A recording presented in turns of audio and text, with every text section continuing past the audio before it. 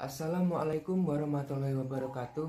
Kami dari kelompok 8 komunikasi persuasif yang beranggotakan dari 7 orang, yaitu saya sendiri Danang Swastiko Aji dengan NIM G311190138. Kemudian ada Tahayun Unihayah dengan NIM G311190015.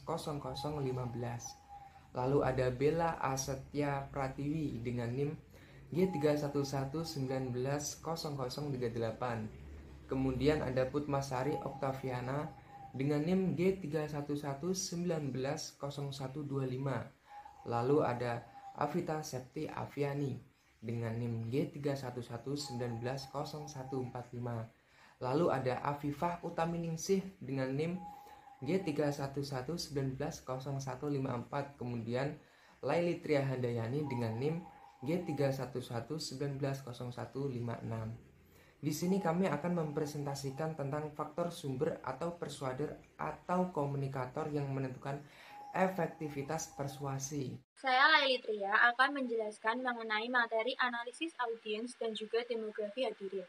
Yang pertama yaitu analisis audiens. Persuader perlu melakukan beberapa analisis audiens yang kita definisikan sebagai pembelajaran sebanyak mungkin tentang audiens yang Anda proyeksikan dan apa yang mungkin memotivasi mereka. Jadi kita perlu mengetahui beberapa hal dasar seperti usia mereka, jurusan mereka, pembagian gender dalam audiens, sikap mereka terhadap topik, dan banyak hal lainnya. Kami ingin memikirkan tentang apa yang mereka butuhkan dan inginkan, juga tentang apa yang paling efektif untuk menggerakkan mereka ke keyakinan atau tindakan yang kita persuasikan. Pelajari anggota audiens Anda, amati mereka, dengarkan mereka, dan analisis apa yang mereka katakan dan bagaimana mereka mengatakannya. Biasanya, orang lain paling puas dengan suatu keputusan jika mereka melihat bahwa orang penting lainnya, mungkin teman, figur otoritas, atau pakar telah atau akan membuat keputusan yang sama atau serupa. Penulis buku terlaris Robert Cialdini menyebut alat pengaruh ini sebagai social proof atau bukti sosial, yang berarti memandang perilaku atau keputusan sebagai benar sejauh kita melihat orang lain melakukannya. Dengan mengetahui bagaimana target audiens Anda atau orang tua, guru, atasan Anda, teman, rekan kerja, dan yang lainnya, diyakini akan memberi Anda petunjuk tentang bagaimana cara membujuk mereka atau membujuk audiens. Materi selanjutnya adalah demografi hadirin. Ketika persuasi ditujukan pada halayak luas dalam ratusan, ribuan, atau lebih, pembujuk atau persuader profesional seperti pengiklan atau politisi dapat menggunakan demografi yang dikumpulkan secara profesional untuk menganalisis audiens. Demografi mendeskripsikan sebagai orang-orang dalam istilah yang dapat diukur dari ciri-ciri mereka, seperti kesukaan, ketidaksukaan, dan kebiasaan mereka, serta usia, jenis kelamin, pendidikan, keyakinan, dan agama jika ada, juga pendapatan. Tidak semua faktor demografis atau psikologis audiens membuat perbedaan kritis, dan mereka juga bergantung atau bervariasi bergantung dengan tujuan presentasi Anda. Selanjutnya ada menentukan kebutuhan audiens. Tony Schwartz mengidentifikasi apa yang disebutnya sebagai pendekatan text-oriented yang bertujuan untuk membujuk, yang juga berguna untuk analisis audiens. Dia mengatakan bahwa tidak ada gunanya memberitahu audiens Anda untuk melakukan sesuatu jika keadaan tidak memungkinkan mereka untuk melakukannya dengan cukup mudah. Membujuk demi pemenuhan kebutuhan audiens lebih memungkinkan untuk mengubah perilaku mereka apabila perubahan yang disarankan berhubungan dengan kebutuhan-kebutuhan dari para audiens. Selanjutnya akan dijelaskan oleh teman saya. Sebelumnya terima kasih. Perkenalkan, nama saya Putmasari Oktaviana Saputri, NIM G311190125. Selanjutnya saya akan menjelaskan tentang C. Bentuk organisasi. Ada sejumlah cara untuk mengetahui pesan. Untuk memastikannya mudah diingat dan persuasif. Yang pertama, organisasi berdasarkan topik. 1. Format. Kedua, format spasi. Ketiga, format kronologis. 4. Format stock issue. Dan 5. Format urutan motivasi. Untuk 3 format pertama ini, kami akan menggunakan contoh sebagai berikut. Sebuah kelompok mahasiswa di kampus saya ingin menghadirkan kembali pembuatan film yang sangat sukses dengan mantan mahasiswa sebagai pembicara tamu untuk membahas tentang produksi film sebagai peluang kerja potensial, bagaimana mendapatkan pekerjaan, gaji seperti apa yang diharapkan, dan lain-lain. Kedua, organisasi berdasarkan topik. Pengorganisasian berdasarkan topik paling berguna ketika pesan yang ingin Anda sampaikan mencakup beberapa topik atau masalah. Ketiga, organisasi berdasarkan ruangan. Mengatur berdasarkan ruangan adalah pilihan yang baik ketika Anda ingin membandingkan topik Anda dengan gambaran yang lebih besar. Keempat, organisasi menurut kronologi. Kadang-kadang pesan penting dalam komunikasi persuasif paling bisa disampaikan dengan membawa audien melalui isu-isu dalam urutan sejarah atau diatur berdasarkan kronologi sehingga menjadi semacam narasi atau cerita. Keduanya merupakan bentuk yang sangat persuasif. Selanjutnya 5. Organisasi menurut masalah saham. Format organisasi masalah saham paling berguna bagi pembujuk yang mengusulkan perubahan kebijakan seperti mengubah sistem pendaftaran kelas ini menjadi sistem acak. Selanjutnya 6. Organisasi oleh termotivasi. Pola organisasi ini yang menyerupai pendekatan masalah saham adalah format untuk termotivasi yang dikemukakan oleh pakar komunikasi Alan Monroe, Douglas N. Gear, dan Bruce Groenbeck 1982. Format ini menggunakan 5 langkah untuk membuat pembujuk memperhatikan pesan, merasakan kebutuhan untuk mengikuti nasihat pembujuk, dan yang paling penting mengambil tindakan terkait dengan nasihat tersebut. Ketujuh, yang terakhir, model perangsang keinginan rank. Huckrank 1982 yang mengintensifkan atau mengecilkan model diperkenalkan telah menawarkan model 4 bagian sederhana untuk menciptakan jenis keinginan audien yang diperlukan untuk menyebabkan audien mengambil langkah atau tindakan yang diminta yang menyerupai bagian dari semua bentuk organisasi yang disebut di atas. Teknik bukanlah metode mengatur presentasi, sebaliknya teknik dan contohnya berkaitan dengan promosi produk. Tetapi mereka dapat dengan mudah diadaptasi dan digunakan oleh jenis persuasi lainnya. Selanjutnya, 3. Kesaksian. Kita biasanya mencurigai orang-orang yang mencoba membujuk kita hanya dengan perasaan atau pendapat mereka sendiri. Mereka bisa dengan mudah bias ke satu arah atau yang lainnya. Inilah sebabnya mengapa kesaksian orang lain atau saksi sekunder sangat berharga. Tentu saja kesaksian ahli adalah jenis yang terbaik, tetapi bahkan kesaksian yang tidak memenuhi syarat yang disampaikan dengan tulus memiliki dampak yang kuat pada persuasif. Saat Anda merencanakan presentasi Anda, kembali ke analisis audien asli Anda dan coba untuk menentukan kesaksian seperti apa yang paling dihargai dan dipercaya oleh audien Anda. Keempat, bukti visual. Masuklah ke toko manapun di mana seorang penjual atau rekaman video mendemonstrasikan pemrosesan makanan, mesin, pasta, atau resep untuk menggunakan beberapa jenis sayuran yang tidak biasa. Dan Anda akan melihat kekuatan bukti visual. Persuasi visual juga dapat digunakan disalahgunakan dalam liputan berita politik dan semua jenis iklan, terutama jika kita melihat format sebelumnya atau sesudahnya. Simon, 2001. Anda mungkin dapat menemukan bantuan visual Anda sendiri, misalnya poster, bagan, grafik, dan Anda mungkin memiliki keterampilan presentasi yang dapat menggunakan alat bantu visual terkomputerisasi seperti PowerPoint.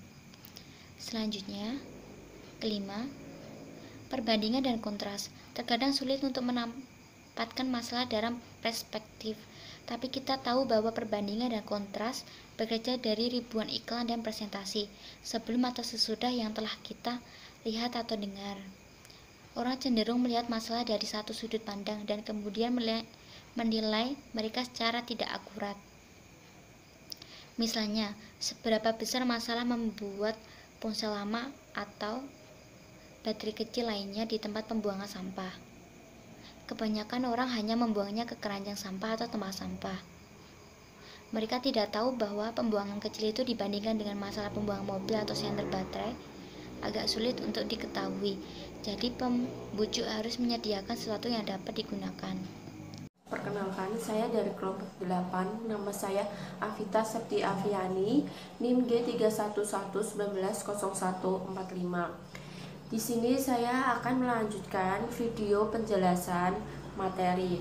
Yang pertama yaitu ada membangun kredibilitas Anda. Di zaman yang lebih modern, etos atau kredibilitas telah diterjemahkan ke dalam beberapa dimensi. Kami secara kasar menyamakan reputasi dengan tingkat keahlian atau pengetahuan pembicara yang diketahui. Penyampaian yang efektif terkait dengan ketulusan, dinamisme, dan karisma, dan dimensi kredibilitas ini sangat bergantung pada penyampaian Anda. Dan selanjutnya yaitu ada kepercayaan. Kami mempercayai orang karena berbagai alasan. Kami mempunyai mereka karena mereka dapat dipercaya di masa lalu, karena mereka melakukan kontak mata secara langsung, dan karena mereka memiliki suara yang tenang. Kami juga mencoba memberikan isyarat kepercayaan, namun kepercayaan itu juga mudah sangat dihancurkan. Dan selanjutnya yaitu ada keahlian. Keahlian dapat dicari dalam keberhasilan masa lalu pada tugas, pada catatan mereka. Namun, jika Anda tidak memiliki keahlian langsung pada topik tertentu, Anda dapat meminjam dengan merujuk ke pakar yang dikenal dalam presentasi Anda itu. Itu selalu berguna dan etis untuk merujuk pada latar belakang sumber Anda, sehingga penerima dapat menilai kredibilitas kesaksian mereka. Dan selanjutnya yaitu ada dinamisme.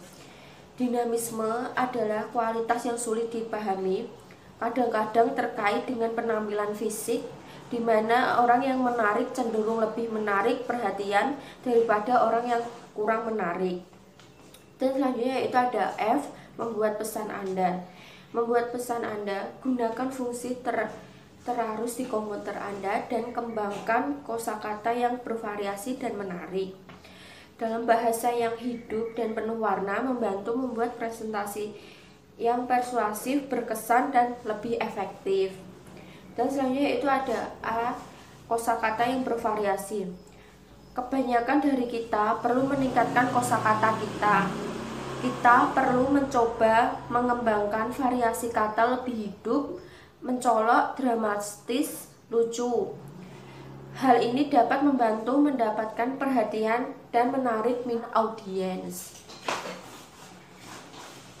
Dan selanjutnya yaitu ada angka pidato, aliterasi, dan asonans. Tingkat gaya Anda dengan menggunakan kiasan yang sesuai pada waktu yang tepat. Penonton dalam hal ini mengikat informasi ke struktur metaforis dan kemudian mengingat informasi dengan lebih baik. Sebagai hasilnya yaitu aliterasi, pengulangan bunyi konsonan, dan asonansi, pengulangan bunyi vokal, dan juga meramaikan gaya. Dan selanjutnya yaitu ada bahasa yang jelas. Pilih bahasa yang hidup untuk menarik minat audiens Anda. Serta bahasa yang hidup akan membuat Anda menjadi pembujuk yang lebih meyakinkan dan menarik. Dan selanjutnya yaitu ada bahasa ringkas. Di bahasa ringkas ini cara yang baik untuk memastikan bahwa Anda menggunakan bahasa yang ringkas dan ringkas dalam presentasi Anda adalah dengan membuat skrip. Dan serta penggunaan bahasa yang ringkas juga akan membantu membangun kredibilitas Anda dan akan meningkatkan pengorganisasian presentasi Anda. Dan selanjutnya yaitu ada struktur paralel. Struktur paralel menggunakan struktur kalimat atau kalimat yang mirip atau bahkan identik agar presentasi mudah diingat. Dan selanjutnya yaitu ada perumpamaan. Perumpamaan adalah perumpamaan menarik bagi indera kita. Mungkin Anda tidak dapat menyampaikan bau, rasa, sentuhan, penglihatan, atau suara sesuatu kepada penonton. Tetapi Anda dapat menggunakan kata-kata yang memunculkan kenangan sensual. Dan yang terakhir yaitu ada humor. Penggunaan humor dalam persuasi merupakan aset gaya yang jelas jika ditangani dengan benar, serta dapat membangun kredibilitas juga. Namun, humor jika tidak ditangani dengan benar dapat menjadi bumerang dan menghancurkan kredibilitas dan persuasif. Sekian video penjelasan dari saya. Di video selanjutnya akan dijelaskan oleh teman saya. Deliver your message. Menurut jurnal Larson 2009, deliver your message merupakan sebuah proses pengiriman antar sumber atau pembicara. Ada faktor yang dapat mempengaruhi pengiriman pesan, yaitu channel dan keterlibatan audiens, yaitu the persuader, yaitu faktor-faktor yang dapat mempengaruhi persuader selama delivery adalah poster mereka, kontak mata, gerakan tubuh dan gestur tubuh, artikulasi, gaun, perawatan, ataupun kualitas suara. Terkadang beberapa persuader gugup bahkan hingga tidak bisa berhenti, mondar-mandir dan bolak-balik. Dan ketika mereka berhenti, mereka berdiri kaku, melihat seolah-olah mereka mungkin berdiam menjadi patung, hingga postur persuader menandakan bahwa persuader dapat sinyal dari penonton bahwa Anda terlalu gugup atau santai. Amati persuader dalam hal wawancara, pidato, argumen, maka kita dapat melihat mana yang efektif untuk menghindari dua ekstrem tersebut. Adapun faktor kedua yaitu the channels, yaitu memilih saluran yang benar untuk mengirim pesan adalah elemen kunci lain dalam pengiriman. Salah satu contoh dalam suatu kampanye pada DPRAS dan para kandidat dan memasukkan sebagian besar uang mereka pada ruang iklan menggunakan billboard agar mengejutkan publik media. Pada kasus ini, setiap kandidat akan melakukan pengiklanan pada media lainnya berupa saluran televisi, dan mereka akan merogoh biaya yang cukup besar. Adapun faktor kedua yaitu the channels, yaitu memilih saluran yang benar untuk mengirim pesan adalah elemen kunci lain dalam pengiriman. Salah satu contoh dalam suatu kampanye pada DPRAS dan para kandidat dan memasukkan sebagian besar uang mereka pada ruang iklan menggunakan billboard agar mengejutkan publik media.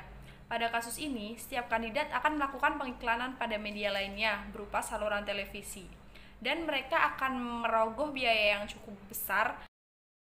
Penggunaan saluran radio juga dapat digunakan untuk mencakup pembicaraan persuasif.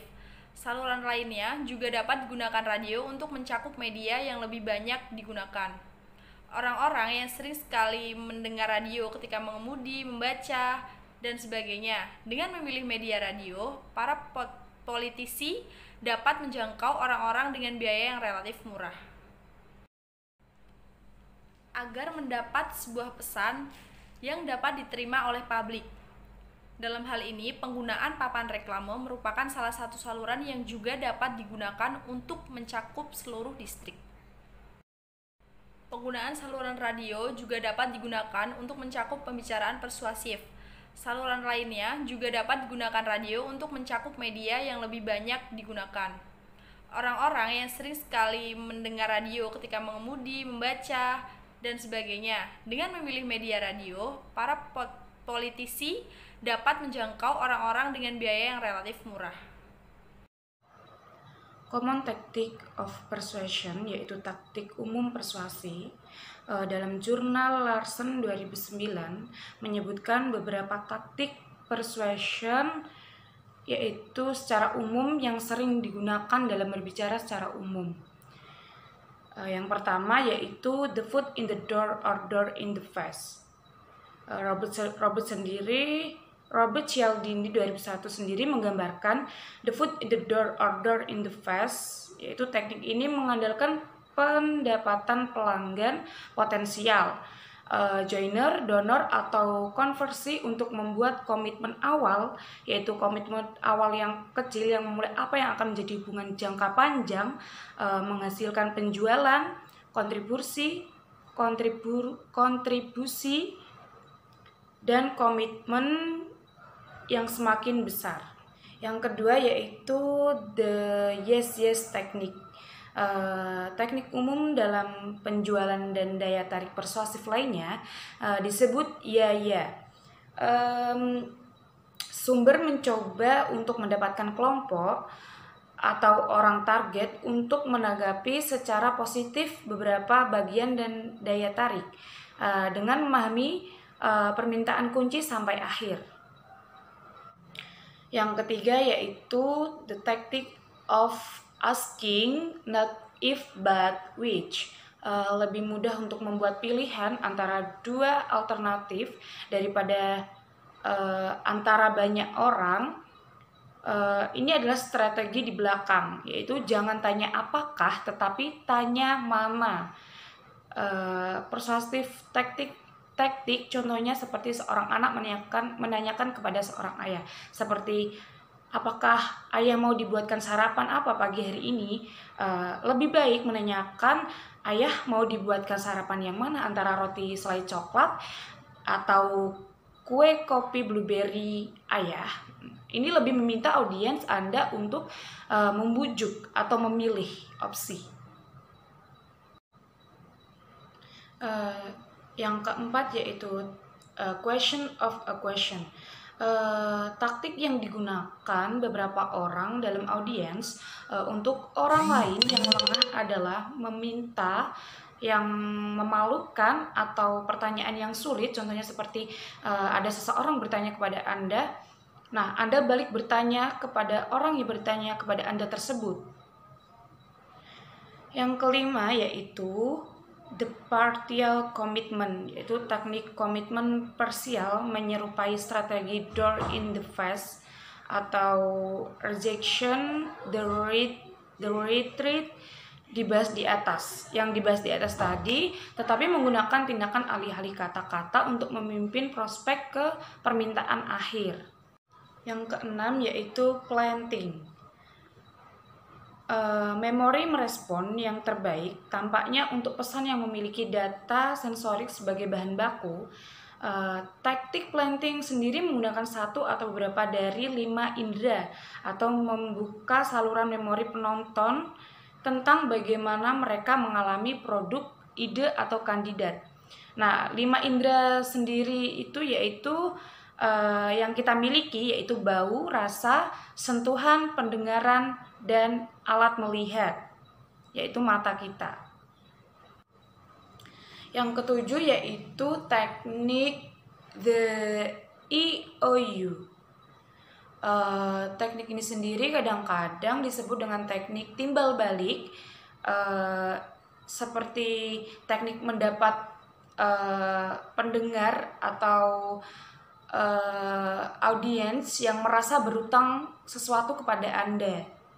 Seperti ketika Anda menjual sesuatu dan memberikan sampel, kemungkinan besar audiens yang Anda tawari akan mencicipi sampel Anda tersebut. Kemungkinan besar juga mereka akan merasa berhutang kepada Anda, lalu mereka membeli dagangan Anda. Nah, itu adalah salah satu pengaplikasian the IOU. Assalamualaikum warahmatullahi wabarakatuh. Perkenalkan, nama saya Afifah Utami Ningsi Wibowo dengan NIM G31190154. Di sini saya akan menjelaskan tentang kredibilitas komunikator. Pada kredibilitas komunikator, terdapat pokok pembicaraan. Yang pertama, dimensi kredibilitas. Yang kedua, faktor yang mempengaruhi penilaian kredibilitas. Dan yang terakhir, pengaruh kredibilitas. Kredibilitas terdiri dari penilaian yang dibuat oleh penerima, misalnya penerima pesan, tentang kepercayaan komunikator. Pengertian umum di atas ditujukan untuk mengidentifikasi dimensi dasar kredibilitas pada berikut ini. Dimensi dasar kredibilitas yang pertama, penelitian faktor analitik. Ada beberapa studi faktor analitik tentang dimensi yang mendasari penilaian kredibilitas. Dalam penelitian yang paling umum, Responden menilai sumber komunikasi dalam skala besar. Peringkat yang diberikan dari sumber kemudian diserahkan ke analisis faktor.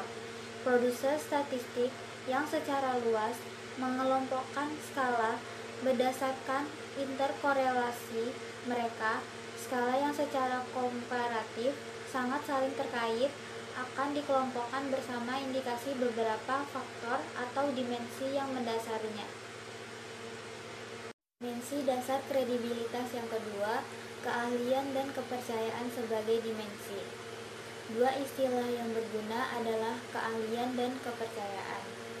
Dimensi keahlian terkadang disebut kompetisi, keahlian, otoritas, atau kualifikasi. Biasanya diwakili oleh skala seperti berpengalaman tidak berpengalaman, informasi kurang informasi, terlatih tidak terlatih, memenuhi syarat tidak memenuhi syarat, terampil tidak terampil, cerdas tidak cerdas, dan ahli bukan ahli. Sedangkan dimensi kepercayaan kadang-kadang disebut karakter, keamanan, atau integritas pribadi. Biasanya diwakili oleh skala seperti jujur tidak jujur, dapat dipercaya tidak dapat dipercaya, berpikir terbuka, berpikiran tertutup, adil dan tidak adil, dan tidak egois.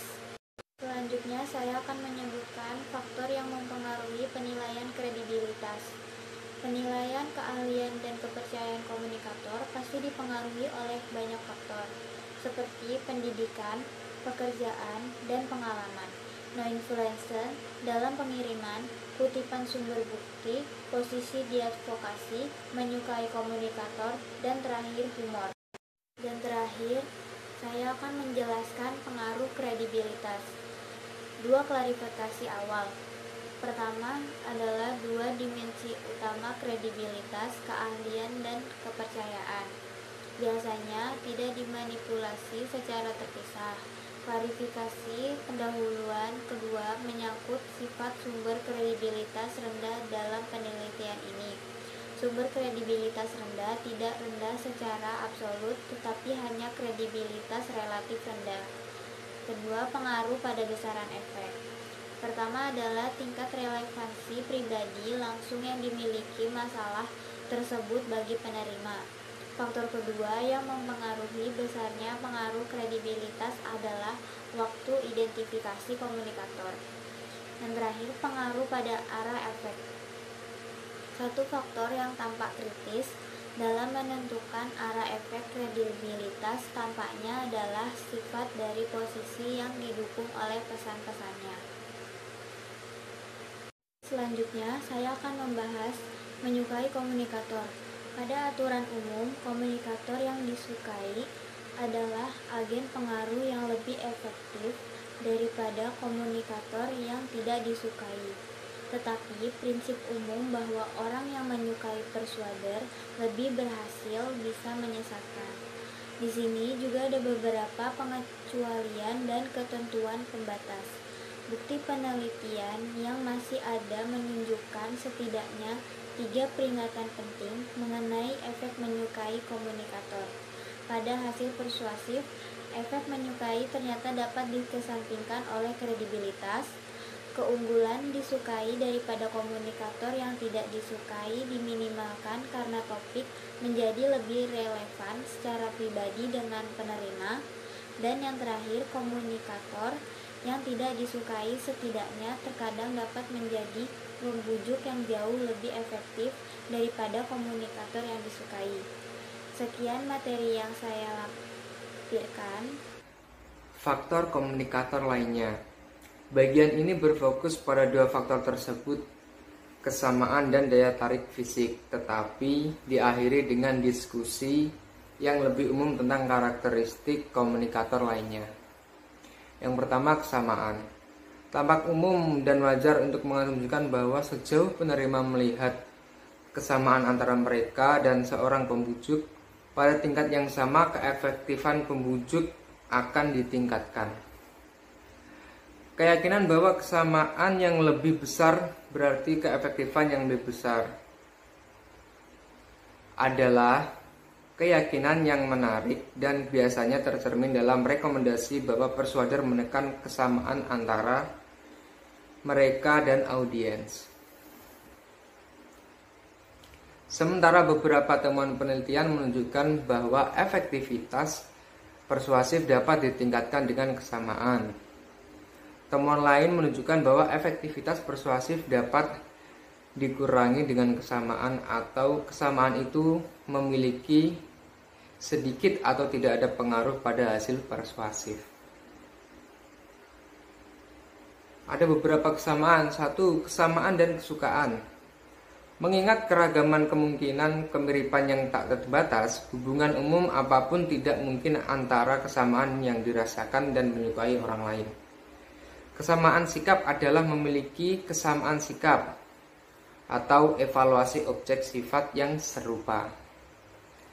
Sebagai lawan, katakanlah memiliki sifat, kemampuan, pekerjaan, atau latar belakang yang serupa.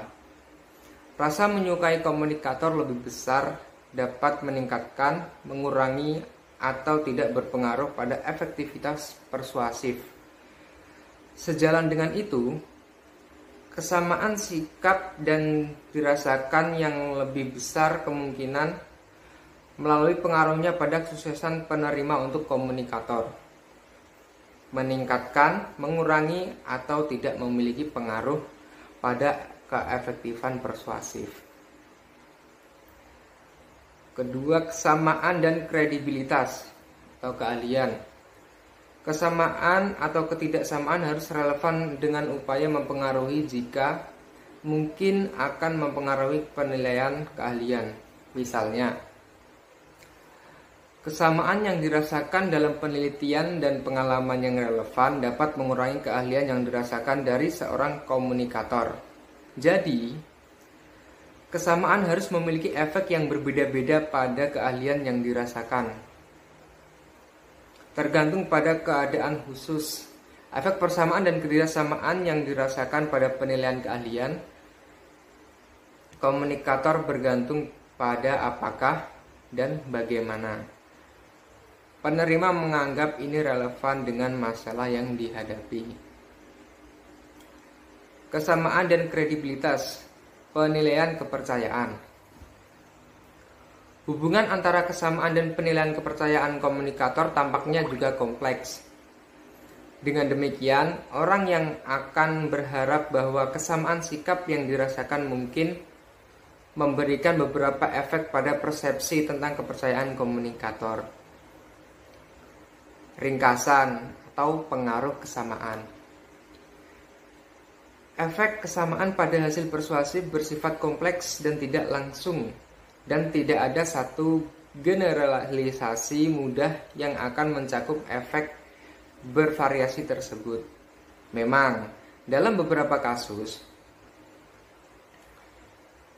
kesamaan telah ditemukan dalam penyelidikan tunggal untuk meningkatkan efektivitas persuasif dalam beberapa kondisi, tetapi untuk menghambat efektivitas persuasif dalam keadaan lain. Untuk mengatakan, misalnya bahwa penerima lebih mungkin untuk dibujuk oleh komunikator yang mereka anggap mirip dengan diri mereka sendiri, adalah mengabaikan kompleksitas dari efek kesamaan dan hasil persuasif. Daya tarik fisik.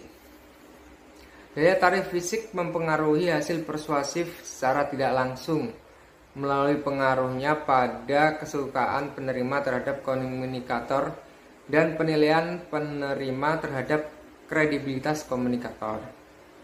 Daya tarik fisik dan kesukaan. Daya tarik fisik yang lebih besar cenderung mengarah pada rasa suka yang lebih besar. Efek yang diamati dari rasa suka pada daya tarik persuasif mungkin secara langsung dijelaskan sebagai timbul dari keinginan penerima untuk komunikator. Daya tarik fisik dan kredibilitas. Mengenai efek daya tarik fisik pada keahlian, investigasi yang menemukan pembujuk secara fisik menarik lebih berhasil daripada pembujuk yang tidak menarik. Biasanya tidak menemukan komunikator yang menarik untuk dinilai lebih tinggi dalam keahliannya. Mengenai efek daya tarik pada kepercayaan, daya tarik fisik dapat setidaknya secara tidak langsung mempengaruhi penilaian dari kepercayaan komunikator.